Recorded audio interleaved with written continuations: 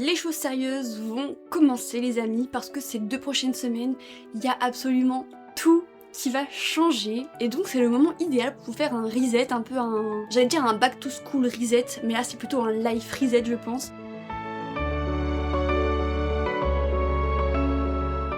Tout au long de l'année, vous m'avez vu commencer à construire un petit peu plus une vie qui me ressemble et là on arrive dans le concret.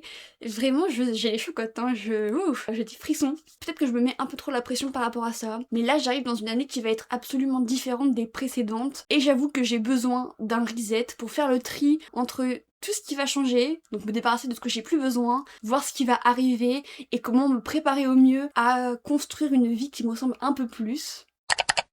La première étape, ça va être de faire du tri, genre de reset, littéralement.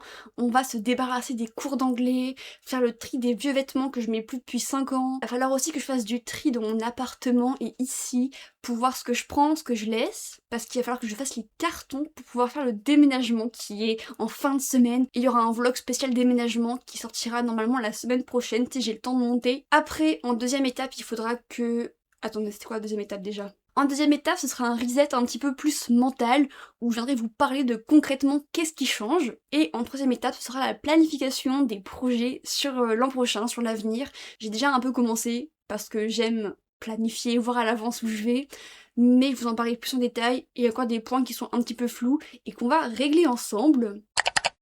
Aujourd'hui, on va aller donner ces vêtements, voilà, plein de vêtements, qui sont pas vraiment vendables et donc je vais aller les déposer à Idevet sur Évreux.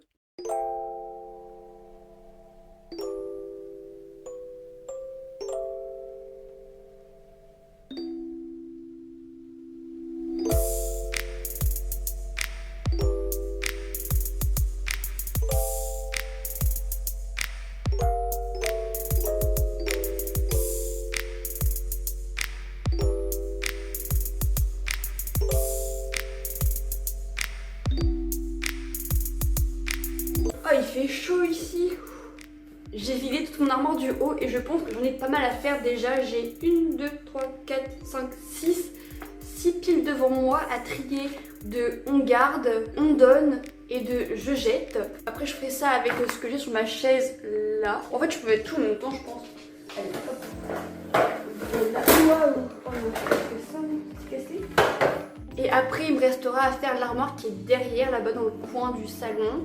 Et l'armoire qui est là, parce qu'il y a des feuilles là-dedans. En fait c'est que j'ai des feuilles partout parce que j'écris plein de feuilles pour mettre des trucs au clair dans ma tête et après ça traîne et ça fait des tas de feuilles qui ne servent à rien.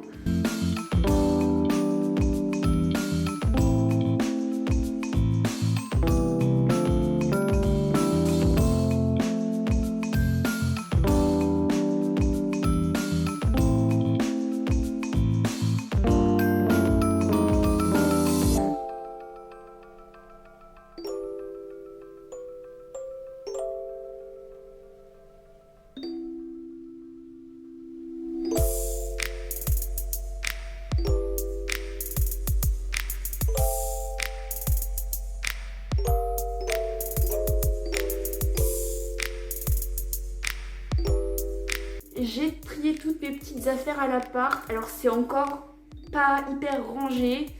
Mes cours sont à la poubelle, j'ai 2 sacs poubelles comme ça là, remplis de cours.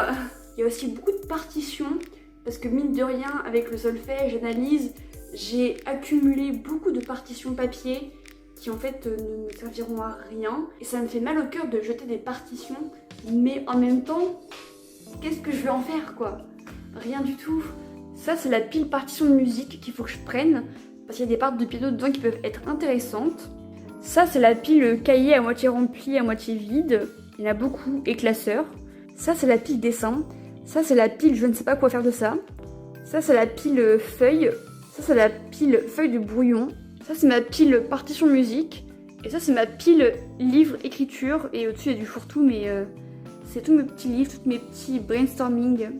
D'ailleurs, je sais même pas si c'est utile de garder mes feuilles brainstorming parce que je sais rien. Bref. Et pour l'instant, je ne peux plus rien faire parce que j'ai mon tri qui est fait. Mais déjà, je ne sais pas quoi faire de certaines choses. J'ai pas encore de carton ni de sac pour ranger tout ça dedans. Donc je pense que je vais laisser ça en plan comme ça. et je reviendrai la prochaine fois pour le déménagement, pour tout ranger, tout nettoyer, tout vider. C'est très bizarre. Parce que là encore, j'ai enlevé les décorations, mais il y a quand même encore un petit bout de moi. L'armoire, elle est pleine de trucs Harry Potter, de trucs de voyage. Il y a encore un cadre avec des photos. Et c'est vrai que là, le bas, j'ai enlevé toutes les petites guirlandes et tout. Ah non, il y en a une encore sur l'escalier. Bah, on va aller l'enlever tout de suite.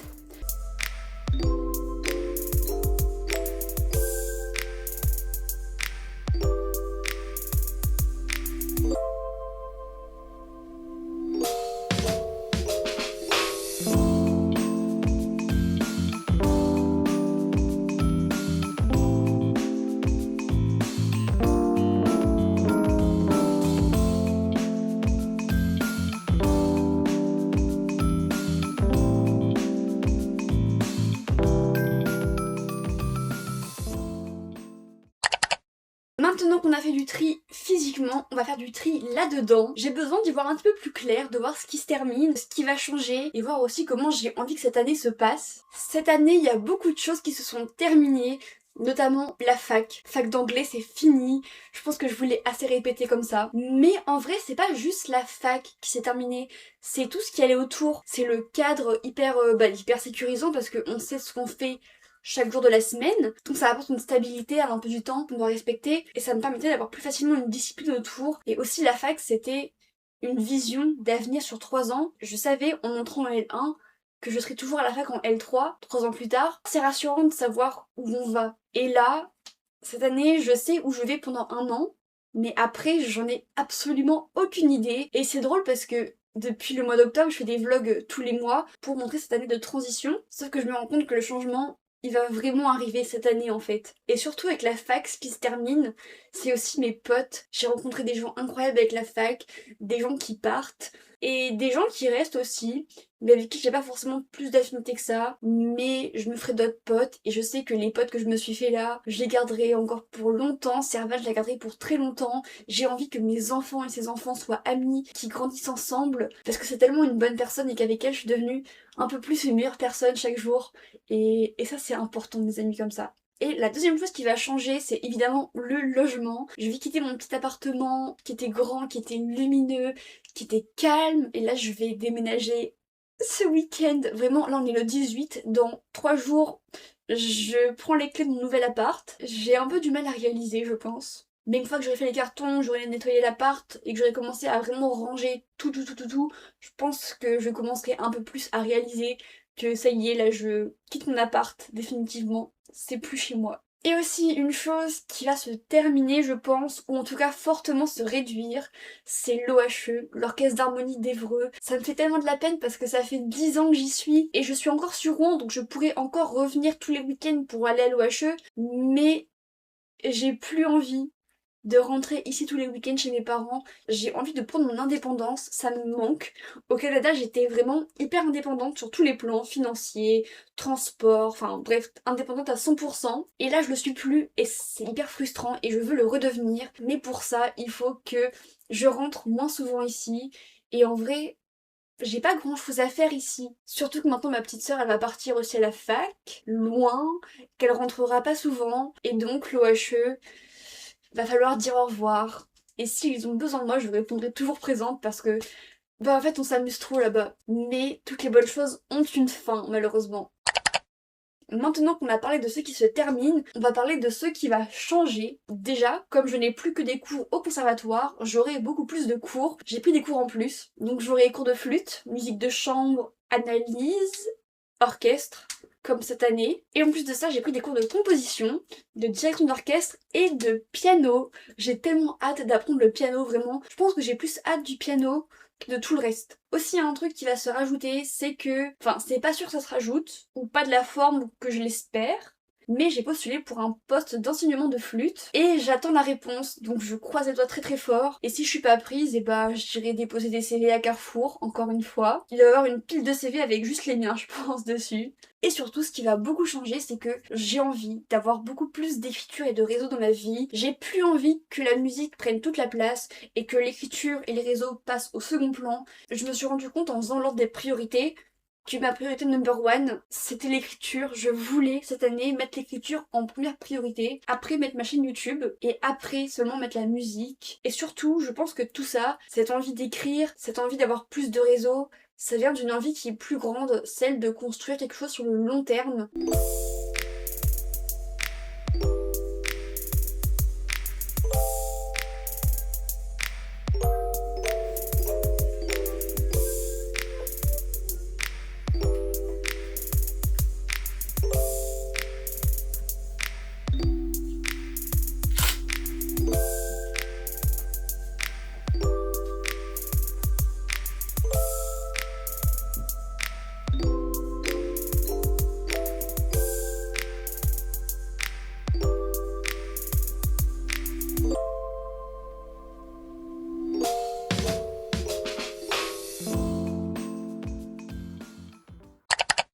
Comme je ne peux pas peindre aujourd'hui, on va planifier les projets, l'écriture, les réseaux et voir aussi un peu les gros événements qu'il y aura en musique. Il y a notamment le voyage au Japon et la préparation des pôles supérieurs parce que même si je compte pas entrer dans un pôle sup, je vais quand même devoir passer, je pense, des concours. Mais on va planifier tout ça et pour m'aider, j'ai ce petit carnet. Et en gros, j'ai YouTube, Insta, écriture et musique. Et donc le but là ça va être de remplir ça au moins pour les 3 prochains mois et on verra. Peut-être que pour l'écriture on peut pousser sur les 6 mois. Et pour les réseaux aussi pousser assez loin parce que en octobre ça va être compliqué de filmer parce que je serai au Japon. Et donc si je veux qu'il y ait des vidéos qui continuent de sortir en octobre, il faut que je les prévoie vachement à l'avance pour les filmer et les monter. On va commencer dans un rythme assez soutenu.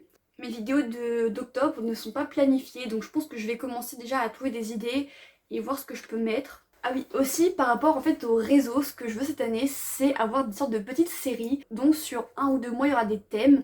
Par exemple, là, août-septembre, c'est un peu back to school. Octobre, ce sera devenir musicien. Novembre, ce sera plutôt le thème Japon. Décembre, janvier, j'en ai aucune idée. Février, mars, j'ai peut-être une idée. Et pour le reste, c'est un peu flou, donc ça, on verra au fur et à mesure de l'année. Pour l'instant, ce qui compte, c'est que j'ai mon planning jusqu'à décembre, plus ou moins.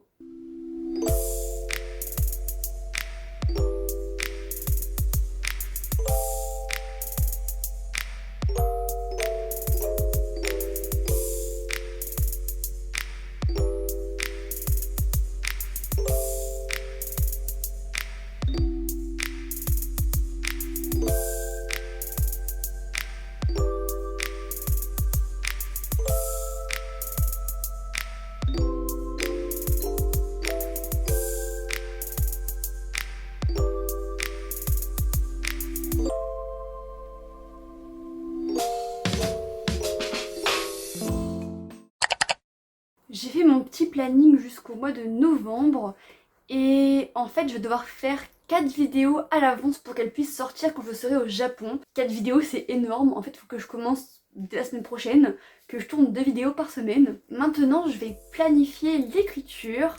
Ça c'est le point qui est un peu délicat parce que je planifie des choses et en fait je ne suis jamais ce que je planifie. Je fonctionne beaucoup aux énergies. Par exemple, je m'étais dit qu'en rentrant de vacances, j'écrirais surtout pour la musique. Et au final, j'ai ouvert par curiosité mon document d'Ilosé. Et je suis retombée dans Ilosé. Donc je ne sais pas si j'écris Ilosé ou pour la musique. Je pense que je suis plus partie sur du Ilosé pour l'instant. Je suis pas hyper disciplinée. Donc je me dis que si je veux faire un planning, peut-être que ça ira mieux. Mon objectif de l'année, ce serait de finir Ilosé et l'envoyer à Servane pour qu'elle puisse le lire. Et je pense que ça peut me prendre... Bah je sais pas. Je pense qu'en octobre déjà j'écrirai pas beaucoup. Donc on va dire que ça peut me prendre jusqu'en décembre.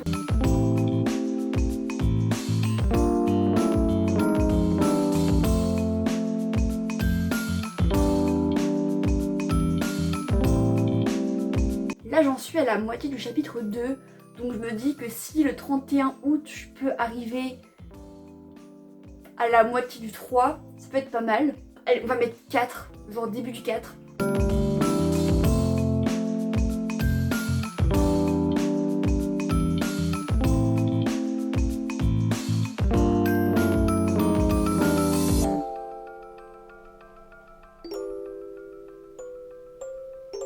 Je sais pas s'il y en a plus que 13 des chapitres, donc je vais m'arrêter en novembre, ça fait un petit trimestre, c'est pas mal.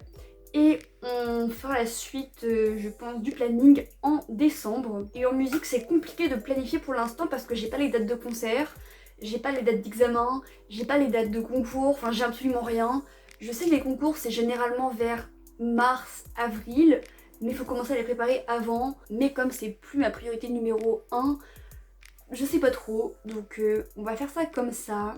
Ah, et aussi ce que je voulais faire, avant de vous laisser partir, c'était de me faire une page habitudes. Je vais réfléchir aux habitudes que j'ai envie de mettre en place cette année, celles que j'ai envie de garder et celles dont je veux me débarrasser. Déjà, j'ai envie de continuer à aller courir régulièrement. Je me dis courir tous les dimanches, c'est bien. Hop, on va dire courir tous les dimanches.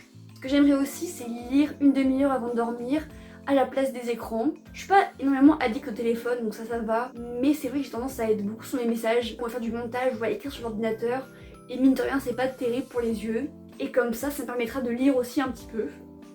Je pense que c'est tout pour les habitudes dites de vie quotidienne. Maintenant, sur les habitudes plus liées au projet, j'aimerais, dans l'idéal, écrire 2 heures par jour, faire 2 heures de flûte par jour et passer 2 heures par jour sur les vidéos. 2 heures flûte par jour.